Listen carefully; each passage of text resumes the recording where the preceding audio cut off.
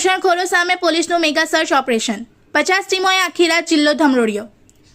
ઔદ્યોગિક નગરીમાં બાંગ્લાદેશી ઘૂસણખોરોને શોધી કાઢવા માટે ભરૂચ પોલીસ દ્વારા મેગા સર્ચ ઓપરેશન હાથ ધરવામાં આવ્યું છે। Bharuch crime branch, special operation group અને સ્થાનિક પોલીસની કુલ 50 જેટલી ટીમોએ ભરૂચ, અંકલેશ્વર, દહેજ સહિતના વિવિધ વિસ્તારોમાં સઘન અભિયાન ચલાવ્યું હતું।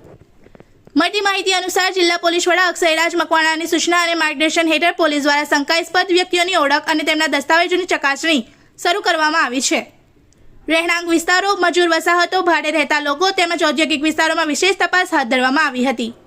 આ ઓપરેશન દરમિયાન આખી રાત પોલીસની ટીમો અલગ અલગ વિસ્તારોમાં સક્રિય રહી હતી। સુરક્ષા અને કાયદો વ્યવસ્થા જાળવવાના હેતુથી ચલાવવામાં આવેલા આ અભિયાનમાં અનેક લોકોના દસ્તાવેજોની તપાસ કરવામાં આવી છે।